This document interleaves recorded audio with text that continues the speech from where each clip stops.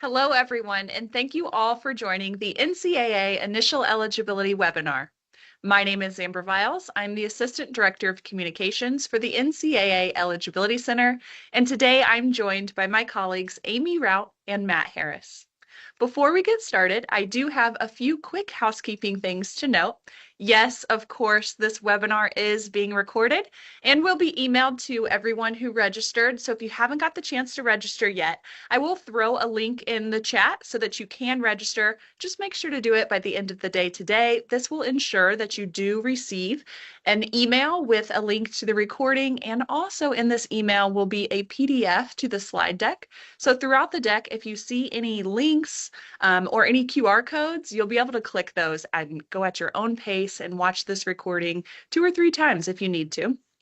Also noted on the previous slide, you can hear us and hopefully you're able to see us, but we can't hear or see you. So with this, please use the Q&A function to ask us any questions you have throughout the webinar. We do have staff standing by to answer you directly live here today, and we will stay on for about 10 minutes after this webinar is concluding, just still responding to your questions directly, just via chat. For today's agenda, Matt will discuss what the NCAA Eligibility Center is and certification outcomes. And then Amy, she's going to come on and discuss some homeschool information specifically. So when you see Amy come on, you will see screenshots directly from our resources, and she's going to walk you step by step through some processes. Then I'll come on and talk about resources. And of course, we will be taking your questions live via chat. Now I'm going to hand things over to Matt Harris, the Assistant Director of High School Review. Thank you so much, Amber. Thank you, everybody, for being here with us today. We have a lot of information to share. I'm going to get us started with some information just about the NCAA, the work that we do in the Eligibility Center, and some general information for all student athletes, whether they're homeschool student athletes or not, about going through the initial eligibility process. There's a lot of information we're going to cover today. So as Amber said, please use that Q&A function to submit your questions. We have staff standing by who will be happy to answer those for you throughout the presentation. So we'll talk a little bit about what the NCAA is. We are a membership organization of over 1,000 colleges and universities across 3 divisions. And you can see on your screen the breakdown of those 3 divisions in terms of enrollment, the number of students in each division the percentage who are student athletes, and the number of teams per school. So this helps you get an idea of some of the differences between Divisions 1, Division 2, and Division 3. And as we move forward, we'll talk about some of the initial eligibility requirements that may be a little bit different from one division to another. So before we talk about the specific initial eligibility requirements, let's talk a little bit about choosing an NCAA school. This is important for any student athlete, again, whether they're a homeschool student athlete or not, about choosing their university. So among so many factors, school size, location, does the school have what the student athlete wants to study? What are the costs of attendance? Many student athletes will receive some athletic aid, but it's important to note the cost of attendance at the university as well. The admission requirements. We'll talk a little bit about making sure that we're admitted to the school in addition to meeting the eligibility requirements, and also other factors like culture, size of the school, number of students, and then sports-specific information like playing time and things like that. So now I want to talk a little bit about what we do specifically at the NCAA Eligibility Center. In the Eligibility Center, we provide certification for student athletes, both in terms of academic requirements and amateurism requirements. Today, we're going to primarily focus on the academic requirements. I'll start by going over some of the requirements that apply to any student, again, homeschool student or not, to play NCAA sports. I'll then hand it over to Amy to talk about some more homeschool specific things. So I mentioned a little bit ago about college admission, and this is a really important thing to think about as you're concentrating on navigating the NCAA eligibility process. Just because a student athlete meets the requirements that we're going to go over today, he or she still needs to be accepted to their college or university. An NCAA certification does not mean that the student has been accepted to the school. So a student still needs to apply just like any other student would, and then ask questions about financial aid, cost of attendance, and then you can see on your screen standardized test scores. That's a really popular question that we get at the NCAA. So starting in January of 2023, the NCAA no longer requires test scores as part of the initial eligibility process. So it's not required that student athletes submit their test scores as part of the initial eligibility process. However, it is possible that the university may require that information as part of the admission process. So that's a really good question to ask the university you're interested in attending about whether or not the student athlete needs to send their SAT or ACT scores for admission purposes, even though it's not required for NCAA purposes. So before we even start the process, the very first step for any student athlete is registering with the Eligibility Center. Now on your screen, you can see it notes that a best practice is to register before your freshman year of high school. It is absolutely okay if you are already beyond that and have not done so yet. You can register with the Eligibility Center at any point in your high school career. It's a good idea to do it as early as possible, even if you're not sure if you're going to play sports in college, if you're going to play at the Division I, Division II, or Division III level, because then you'll have that NCAA account. We'll talk about the different kinds of accounts and what it means to have that account, but it's a good idea to go to eligibilitycenter.org once you've started high school and register for that account. So there are three different account types when we talk about registration. We're going to talk about the first two primarily, but I will briefly mention the third. The first is the profile page account. That is a free account, and this is a great idea for a student athlete who is maybe early in his or her high school career, or maybe just isn't sure if they are going to be able to play college sports or even want to play college sports. There's no charge for this account, and it's a great first step into the initial eligibility process. The second type of account is the Academic and Amateurism Certification account. Now, this is the account a student must have in order to receive an NCAA certification, to play college sports, to receive aid. So a student athlete will need to have this account in order to play college sports. But a profile page account can be transferred to that academic and amateurism account at any point in the process. The third account is the amateurism only certification account, and that often applies to international student athletes. We won't touch too much on that today. So the free profile page account, you can see on your screen, like I mentioned, this is a great place to start if you're not sure of your division. Maybe you are thinking you're on a Division III track. We'll briefly talk about Division III here in a little bit, but Division III schools do not offer athletic scholarships. And so students who play sports at a Division III school don't have to have an NCAA Eligibility Center certification. But as we all know, oftentimes you might be on one track and things can change. So if you're not sure where you're headed, if maybe you think you're on a Division III track, this profile page account is the way to go. Again, it's absolutely free. And if at any point in your high school career, you're being actively recruited at the Division I or Division II level, you can transition that account to a certification account by simply logging in. So the Academic and Amateurism Certification account, there is a fee for this account. For domestic student athletes, it's $100, $160 for international student athletes, but there are fee waiver criteria as well. So you can click the link there, and as Amber mentioned at the start, we will provide this information. You'll have clickable links that you can see the specific fee waiver criteria if you think that may apply to you.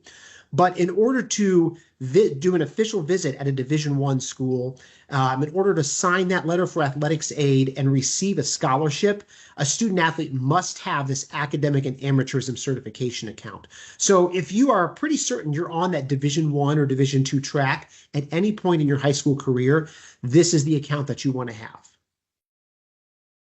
So finally, I'll briefly touch on again this amateurism only certification account. If you are an international student athlete and you think you're on a Division III track, this is the account for you. There is a $70 fee and there are fee waiver criteria. And you can see at the bottom the note about students who are transferring from a 2-year school to a Division I or II school who didn't have to have the academic certification from the Eligibility Center. So if you are a student athlete who meets one of these criteria, this may be the account for you. All right, I'm going to touch a little bit about homeschooling here. Amy's going to get into the nuts and bolts of it, but I want to clarify when we're talking about homeschooling versus schooling at home. So in terms of homeschooling as the NCAA is concerned, if it is a situation where the parent or guardian or an outside tutor is creating the curriculum, teaching the course, grading the assessments, and awarding that grade and credit, we will consider that a homeschooled student. Schooling at home, as you know, isn't necessarily the same thing as being homeschooled. Oftentimes, students will be enrolled with an online school with online teachers, and just because they're at home, we wouldn't consider that a homeschooled student athlete. They're simply taking courses at home. So when you are registering as a homeschool student athlete, just a few tips. So, and these are actually great for any student athlete who's attended one or more schools. It's important to pay attention to the questions that are being asked in the registration about the schools the student has attended. So if a student indicates he or she is homeschooled, there will be several tasks assigned to that student account. That student will then be required to provide information in response to those tasks. Amy will get into some of the specifics there a little bit later. But in general, all students should report every school that he or she has attended, whether it's a homeschool, brick and mortar school, or an online school. It's important that you register and report every single school you attend throughout your high school career. And when you log into the Eligibility Center website, you'll be able to use the search feature to determine if each school that you have attended has an NCAA account. So that's a great feature to use. If there's any confusion, we have a wonderful customer service staff who can help you out with that. And many of them are answering questions right now. So as I'm going through this, just as a reminder, please submit those questions to the Q&A and they'll be happy to answer those. And then one final reminder, check and see if you meet that fee waiver criteria when you're registering, because that's important if that's something that that you're thinking about, just to see if you meet that criteria. So we use a lot of acronyms at the NCAA. One of those is the IRL. It's called an Institutional Request List. In order to receive that academic and amateurism certification, not only do you have to have that academic and amateurism certification account, but you also have to be on a school's institutional request list. Now, what this means is that school is actively recruiting you. In order to be put on a school's IRL, you have to have that academic and amateurism certification account. So again, as you're navigating that high school career and you start to think, yeah, I think I may be on a Division I or Division II track, again, homeschool student or non-homeschool student, it's important that you have that account because you cannot be placed on that IRL without it. All right. We've talked about registration, the kind of accounts you need to have.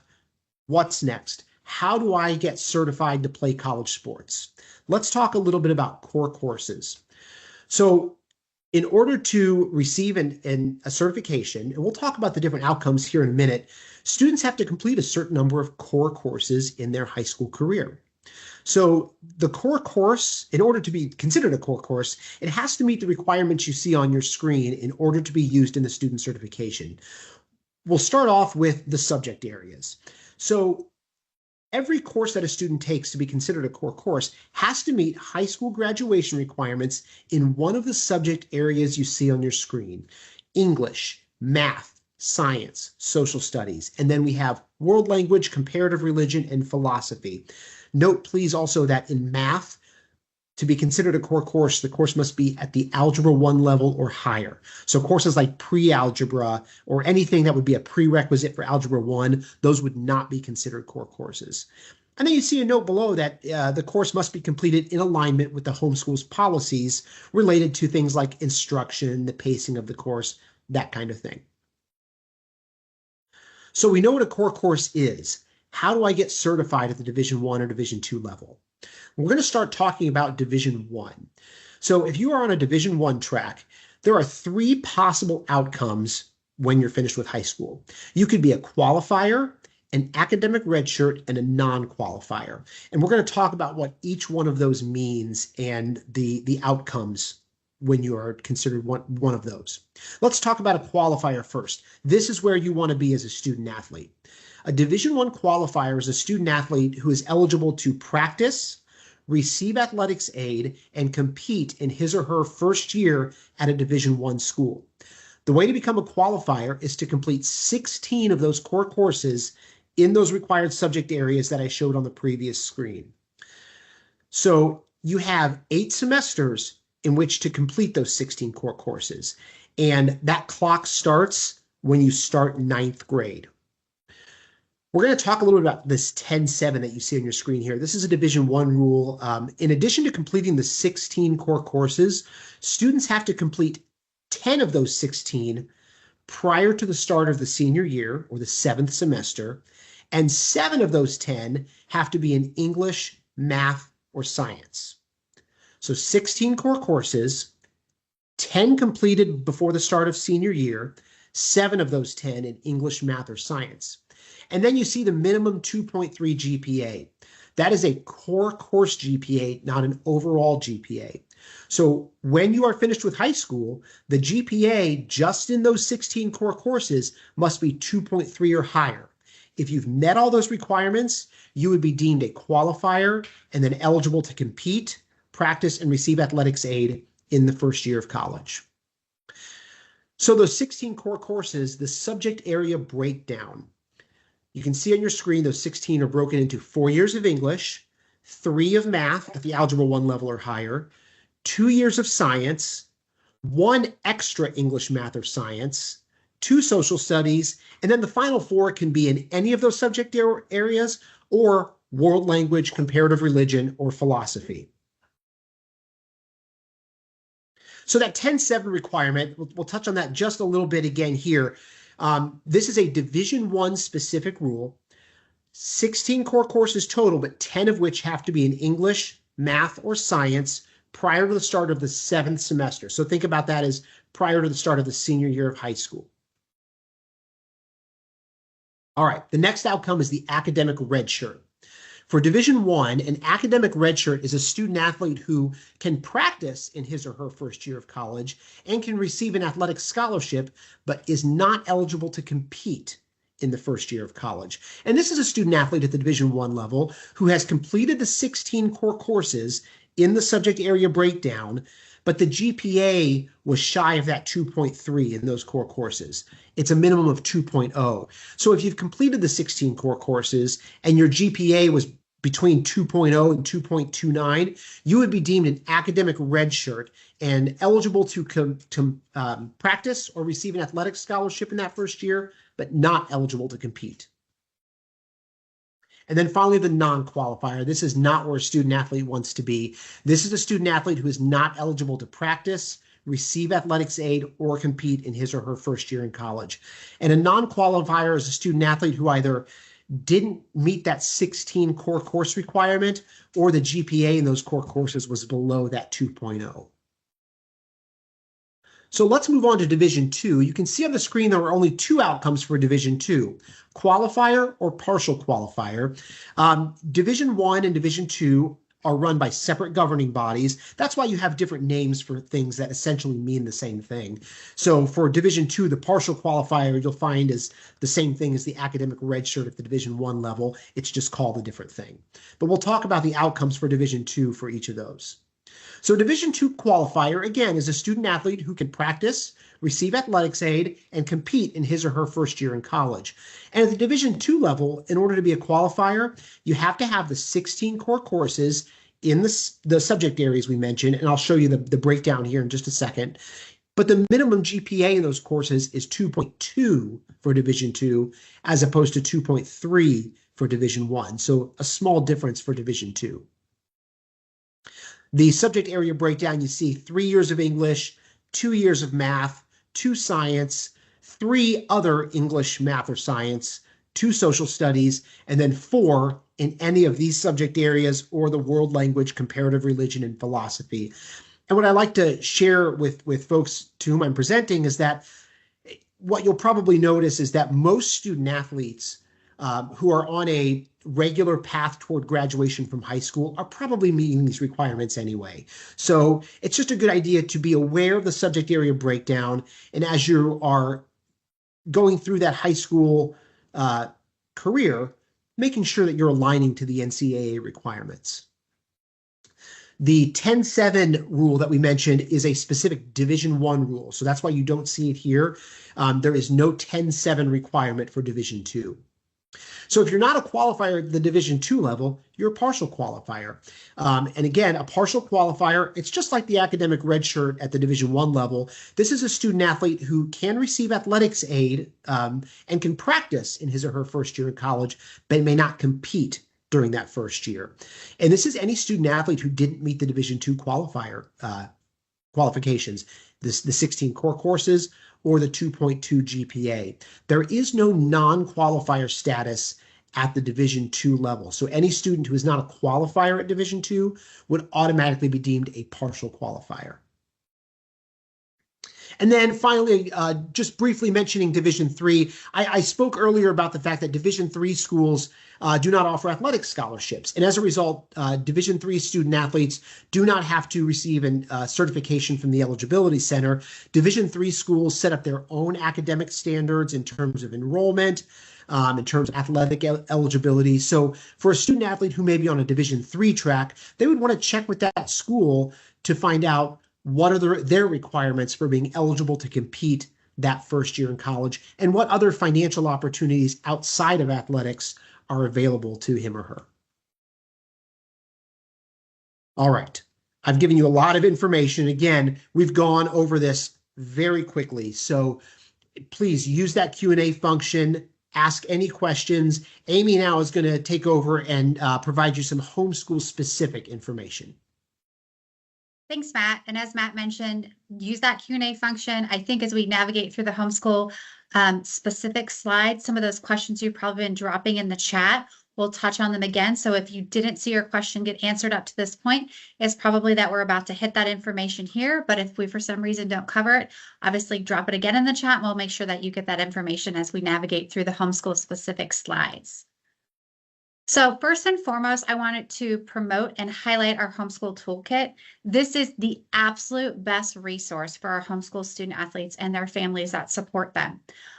This toolkit provides lots of great information, not just about the homeschool process, but also to determine if your actual schooling is subject to the homeschool review procedures. It'll walk you through the different documentation that's required for our homeschooling student athletes. It'll give you best practices for the submission of that information. And then there's also some really great additional resources and FAQs. And I know that Amber, when she joins us again at the end of the presentation, will go over not just the toolkit, but some of those other resources that I'm kind of teasing right now. So you'll get to see those again later in the presentation. So let's talk about that required documentation for homeschooled courses. First and foremost is what we require for all students, regardless of being homeschooled or not, and that is a transcript. But for students who are homeschooled, we will accept a homeschool transcript that can be created or submitted by the homeschool administrator, so the parent or the guardian that's overseeing the homeschool coursework. Or if you have decided to use an umbrella program to create your transcript, we will also accept that as well. The second piece of required documentation is the administrator and accorded statement. This is required for all homeschool student athletes, including those who may have been enrolled in an umbrella program. So the second document is required for everyone. And then finally, we require a core course worksheet submitted for each and every core course that you would like to be considered as part of your initial eligibility academic certification. And I'm going to walk you through what each of these documents look like. Some best practices. I'm also going to highlight sometimes some hiccups or bumps in the road that we see as we process these. So we're going to take a deep dive into each of these. So let's start with the transcript first. As you can see, we have an image on the right-hand side of each of the next coming slides. So you can actually see this image comes actually directly from our toolkit, but this is just a sample of what a transcript looks like. So if yours doesn't look exactly like this, that's fine, but we are looking for specific pieces of information. So it must include demographic information. So the name of the student, their address, the parents' information, a lot of times they'll include phone numbers. That's all great. We're looking for that type of information when we refer to demographic information. Obviously, the most important thing on the transcript is going to be the academic record. So the year in which the course was completed. So either academic year, or if you label it 9th, 10th, 11th, that's perfectly fine too. The specific name of the course that the student completed, the grade and credit awarded. And then also important to note that if that course that you're putting on your homeschool transcript was completed somewhere else, if you could like designate that somehow, that makes it a lot easier for things that might be like dual enrollment courses, or maybe you decided to take 1 or 2 classes online in addition to those classes that you're teaching via your homeschool. Just designating all those courses so that we know exactly where those courses were completed and who to ask those information of related to those academic records. Also super important is making sure that we get a signature from the homeschool administrator. Remember, that can be a parent or guardian, or if you are using an umbrella program, the umbrella program administrator can be the one that signs that particular transcript. Keep in mind, and we get this question a lot, and I'm sure I'm seeing it in the chat now, is that that signature can be a wet signature or it can be an electronic signature. Either of those is perfectly acceptable. We just want to make sure that we have some kind of signature on that homeschool transcript. The next required document is the administrator in accordance statement. The purpose of this document is just to affirm how the homeschool courses were completed and that they are to attesting to the validity of the documentation provided. This document should be completed by the homeschool administrator, which frequently is the parent or the guardian who oversees or manages the homeschool program. They may teach and evaluate the coursework, and or they may award that final grade and credit on the transcript. But just like the previous document, the homeschool transcript, we want to make sure that this is signed by the parent or guardian. And once again, that can be a wet or electronic signature, but it is super important on that bottom line that we get a parent or guardian signature with the submission of this document. So let's talk about the core course worksheets. The core course worksheets is probably the biggest lift for our homeschool parents. This is equivalent to if your students attended a non-homeschool program that has a list of core courses, this is that core course list, but for you, it's a worksheet instead. This simply tells us which courses that you would like considered in your academic certification. These should be core classes. So like what Matt talked about previously, classes that are receiving graduation requirement credit in English, mathematics, science, social studies, comparative religion, world languages, which could include American Sign Language, and philosophy courses. So those are what we're looking for. You only need to submit worksheets for homeschool courses. And how do you know if it's a homeschool course? Well, it's a homeschool course if the parent or guardian is involved in one or more of the following: planning and delivering the instruction of the course content, determining the student's comprehension level, so that assessment piece, determining the final overall grade awarded at the completion of the course. And then if you have a role as the parent or the guardian in placing that course, its grade and credit on your transcript. So that would be considered a homeschool course that we would need a core course worksheet for. Just to clarify a couple of things, there is no pre-approved homeschool curriculum. So regardless of which homeschool curriculum provider you've chosen to use, or even if you've designed your own curriculum, we would still expect that each of the courses you want considered to have a worksheet completed and submitted. Worksheets are used to determine if the course that you're submitting meets our NCAA legislation and our core course criteria for review. And then we take the information that you present on the worksheet and we cross-check that with your transcript. So for example, there's a place, and you can actually see it on this image, where you have the opportunity to show the grade that was awarded and the credit that was awarded. Our team would take the information on this worksheet and then cross-check that with the homeschool transcript that you've provided to make sure that those align. If they don't align, we'll probably ask a follow-up question via a task in order to clarify what the actual final grading credit should be. So that's what I mean when I say that we cross-check between transcript and core course worksheet. So one of the things that's very exciting that I want to highlight today, because this is a big change, and those of you who have been going through this process with us as homeschooling student athletes who maybe have already submitted some worksheets and had a preliminary certification done, or maybe in the process of that submission, you might have noticed some changes in our legislation. So Division 1 and Division 2 voted to change the NCAA core course legislation. There is no longer a separate set of requirements for non-traditional courses. So kind of go back in the Wayback Machine for a minute. Previously, if students completed homeschool courses using what we call non-traditional methodology, so online, blended, virtual, hybrid, whatever the case may be, there was a separate review process for those types of courses rather than that traditional face-to-face homeschool instructional model. That separate step no longer exists. So if you've submitted non-traditional core course worksheets in the past, you will no longer have to do that moving forward. Everyone would submit one worksheet, and that is the core course worksheet that I showed you on the previous 2 slides. So that's a big change. I wanted to make sure I highlighted that. Also wanted to, I'm sure right now people are typing in the chat, what happens if I've already submitted non-traditional worksheets? If you've already submitted non-traditional worksheets prior to August 1 of 2024, we will review the worksheet as it is. However, after core course worksheets received after August 1 of 2024, there are 3 attestation questions that have to be answered for all homeschool students. And actually, it's for all core courses, whether they are completed in a homeschool model or not in a homeschool model.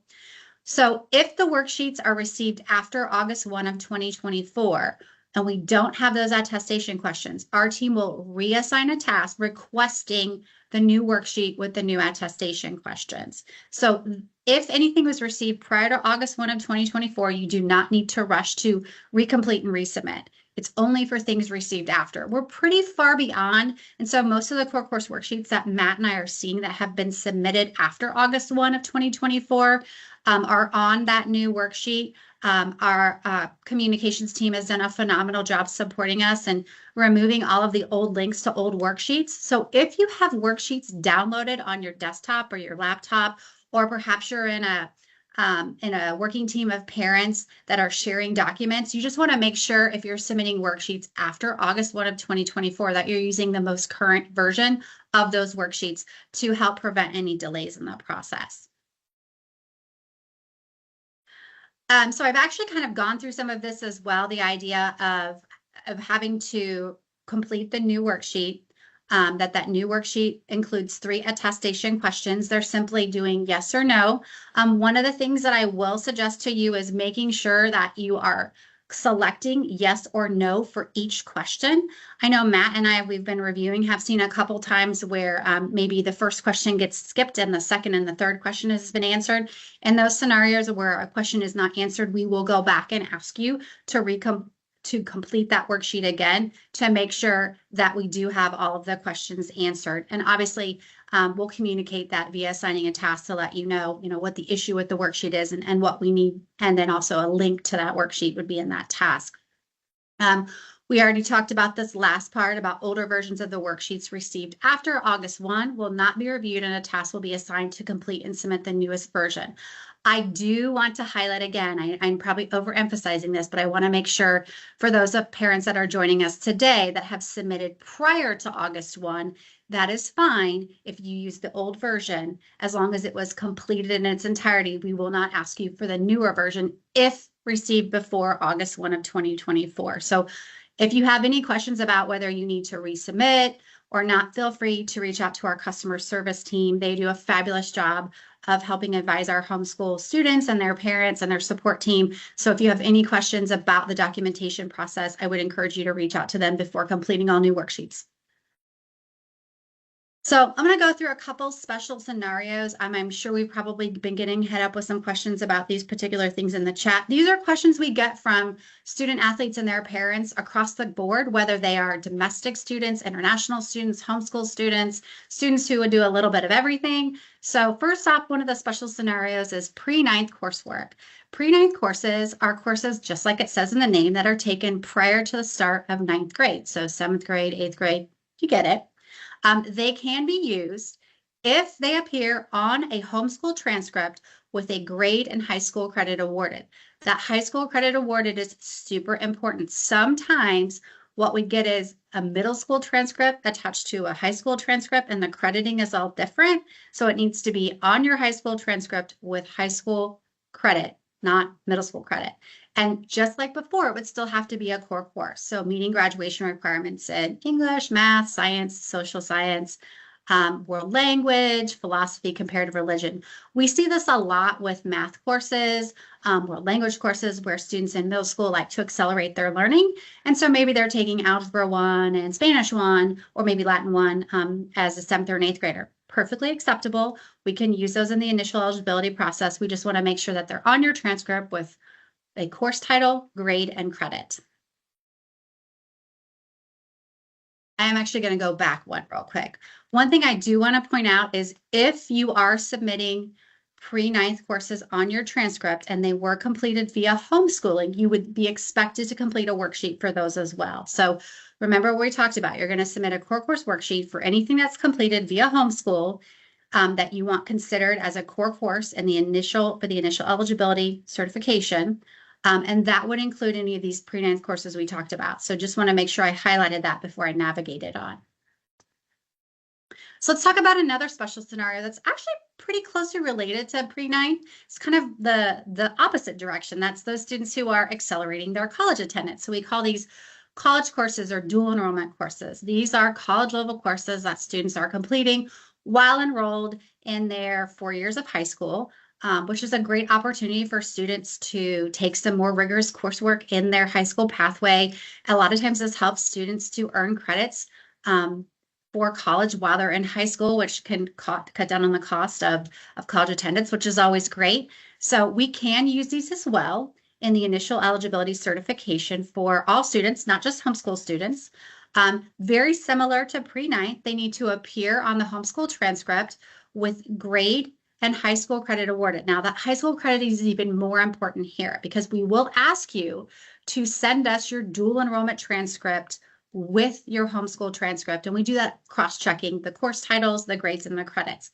The key is the high school credit here, because as you know, colleges typically don't award credit based off of a standard Carnegie unit. They're doing it based on hours. So for example, I was a science major in college. So most of my science courses were earning 5 hours worth of credit. Well, you as the homeschool administrator would need to tell us that 5-hour credit class at that college, what is it worth in terms of high school credit on their homeschool transcript? Is it 1 Carnegie unit? Is it a half a unit? So we just want to make sure that when you are transcribing your dual enrollment course, you're telling us the name of the course, you're giving us the grade the student earned, and then also what the credit, high school credit, was awarded to them on your transcript. Like I said previously, you're going to provide that dual enrollment transcript with your homeschool transcript, and we do that to cross-check the information between the two documents.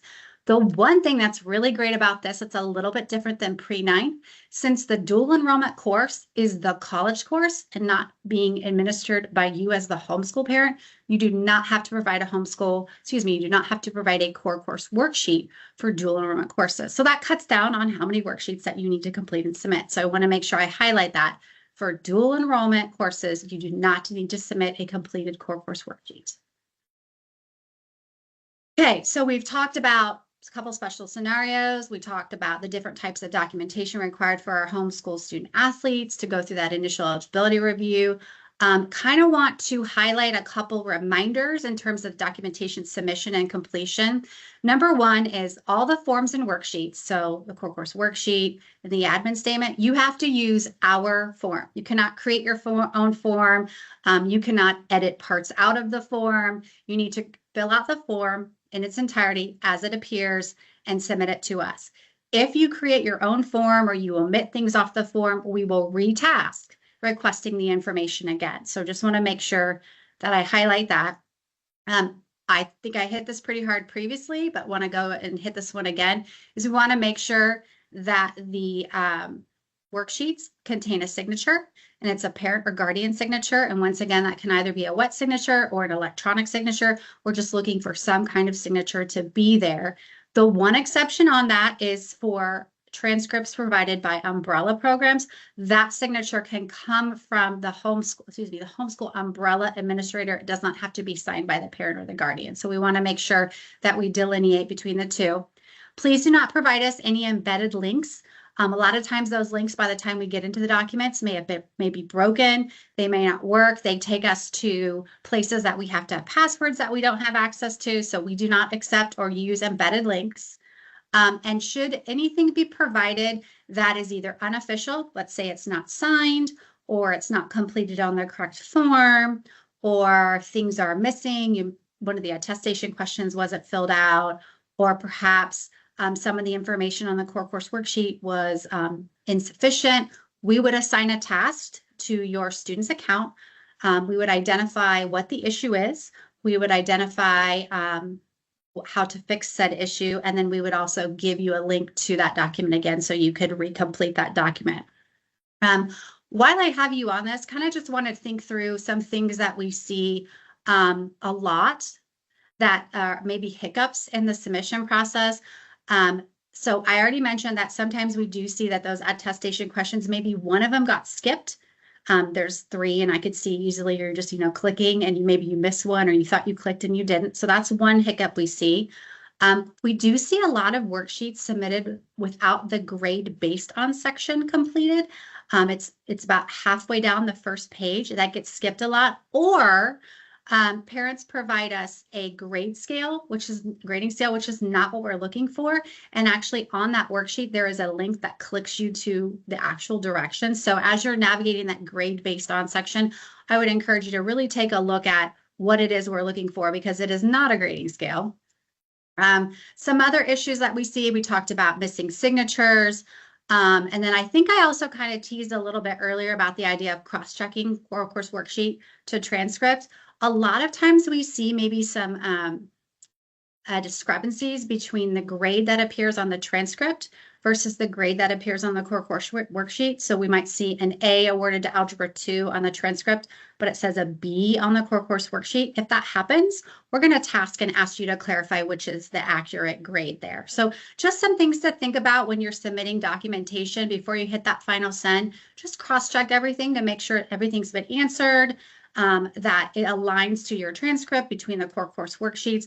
That'll help expedite the process and put your student athlete in the best position to get that final certification status. So let's talk about sending documentation. So best practice is to send via email as an attachment. Would encourage you to put your student's name and ID, their 10-digit NCAA ID in the subject line. That makes it super easy for our mail processors to tag and upload to your student's account. You are more than welcome to mail it to us, either by overnight or express mail. Obviously, mail is going to be slower than email. Email tends to be more quote unquote instantaneous. And then obviously with mail, we would have to open the mail, scan the mail, upload it. So that just delays the process a little bit more. So best practice is email, but obviously if you prefer traditional mailing procedures, that will work too. Documents cannot be submitted via Adobe EchoSign or Dropbox. Parents or guardians or a homeschool umbrella program can submit the homeschool transcript. So a transcript can come from the parent, the guardian, or if you've employed an umbrella program to create and oversee your transcript, we can accept it from them. All other homeschool documentation, so the core course worksheets and the homeschool and the administrator and accordance statement needs to come directly from the email that we have on file for the parent or the guardian. So I want to make sure that we clear that up, that stuff needs to come directly from the homeschool administrator. And then just like I talked about earlier, it's super important that every time you send us documentation for your student athlete to include the name of your student, the name that appears in our account. So if they are Christopher, but they go by Chris, if Christopher is what you registered with, Christopher is what you would want to put in the line. And then also their 10-digit NCAA ID with that. That makes that process of tagging that information to the student account so much quicker. And we can get them in line for review, get that case reviewed, and get them on their way. So let's finish up with some best practices in terms of timelines. I know in the chat right now, I'm probably getting lots of questions about when should we submit worksheets? Well, I'm going to tell you as the parent and the guardian, you have the choice to decide how you want to do that. Best practice would be to send us the core course worksheets at the end of their junior year, because that's when we would attempt a preliminary certification on your student athlete if they're on that IRL, that institutional request list that Matt talked about earlier, which means they're being actively recruited.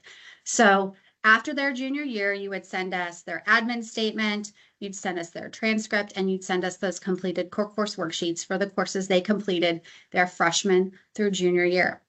You don't need to send us the ones they haven't attempted yet. We see that a lot where parents send us core course worksheets at the end of their junior year, but they also pre-complete the ones for senior year. We won't review those because the course hasn't been completed and final grading credit hasn't been awarded. So if you complete those ahead of time, don't send them to us until the course has been completed. And then obviously at the end of their senior year, you would then send those core course worksheets that were for their senior year completed with that final grade and credit, and then proof of graduation on the transcript. Some parents, and this would probably have been my parents, like to do them at the end of each academic year, and that's totally fine too. So if you have a student athlete who is interested in pursuing collegiate athletics and they're finishing their freshman year right now, coming up this next spring semester, and you're like, I really want to get on it, I want to get ahead of the game, you could go ahead and complete those freshman core course worksheets, submit them with the admin statement and the transcript, and that would get that student's account started to build. But keep in mind, we will not review any documentation for any student, homeschool or not, until a college or university has placed them on that IRL, indicating that they are actively recruiting that student. So you're more than welcome to submit ahead of time the core course worksheets, but I do want to make sure that I make you aware that we won't review those until a college or university has indicated to us that they are actively recruiting your young person. Also, if your student has attended other schools outside of homeschool, which is very common, I see that a lot where students maybe attended a quote unquote traditional school, maybe for their freshman or their sophomore year, and then transitioned to homeschooling for their junior and senior year. Or maybe while they were homeschooled, a parent was like, yeah, I really want my student to take AP calculus, but I'm just not really comfortable teaching that. So maybe they've outsourced that to an online school. That would be another school. So we would need a transcript or grade report from that school. And we would need a transcript or grade report from any school that a student attended. So when we talked about your transcript earlier, and I talked about designating courses completed elsewhere, those courses completed elsewhere, we would need a transcript from that education entity in order to use those courses as well. If you have additional questions about that specific process, I would encourage you to reach out to our customer service team, and they can walk you through which courses we could take off the homeschool transcripts and which courses would require an academic record directly from that other school. Another really good best practice is with that administrator accordance statement, there are emails listed on that document, and those emails are the emails we use to determine qualified sender for all other documentation. So I would encourage all parents to send that accordance statement first. And then, knowing myself, I would probably send it each and every time I sent a new homeschool document, so a new transcript or the core course worksheets, just to make sure that that document was there. You only have to send one, but sending it first makes it a lot easier for our mail processing team to know the rest of the documentation comes in, how they can determine if it's official or unofficial. So just sending that admin statement first is a really good best practice.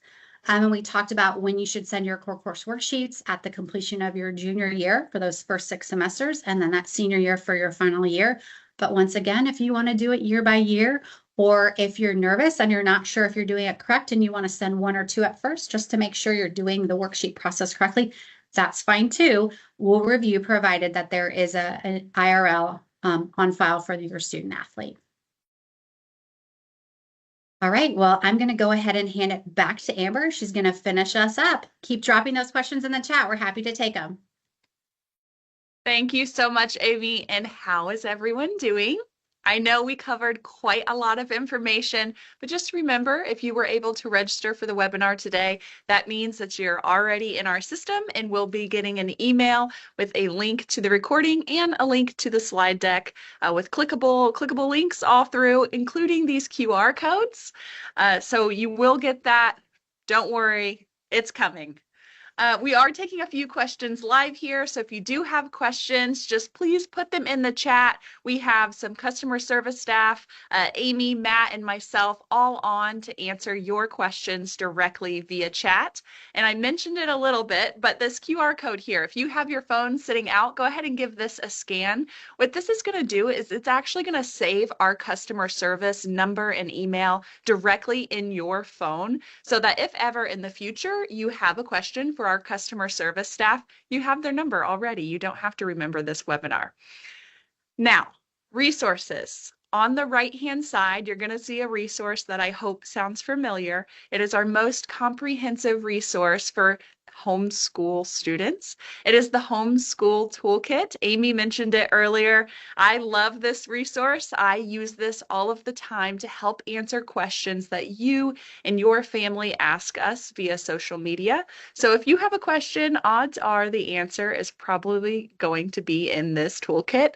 But if you're looking for something a little faster, let's say you're a homeschool parent and your student just needs something, maybe a front and back sheet of something, just a quick brief overview of the things that Matt covered today, we do have the initial eligibility flyer for you, and that will be linked in that email that you get after today's webinar. Here on this slide, you're going to see a bunch of QR codes, but not to worry, I promise there's only one more after this. However, again, if you have your phone sitting next to you, go ahead and give this a scan. One of the things that I like to highlight on this slide is our YouTube. It is the newest channel that we have for social media. If you have students or if you yourself are confused about which account type you need or how to request final amateurism certification, use our resources. We have 2-3-minute videos very fast on these processes that can help walk you through those. Again, thank you all for joining us. Please scan this final QR code. Let us know how we did today. Help us plan future webinars. And as we mentioned before, we will email a link to everyone who registered for this webinar to get a link to the recording and a link to the PDF of the slide deck in the coming days. So if you have any teammates or if you have any friends that you think would benefit from hearing this information, you can very quickly just forward that along to them. Again, my name is Amber Viles, and on behalf of myself and my colleagues, Amy Rao and Matt Harris, if you have any questions, please don't hesitate to reach out. We're going to stay on this webinar for the next 10 minutes or so to answer questions via chat, so please keep plugging those in. We're still here to support you and your family as things change and questions arise. Thank you, and be safe.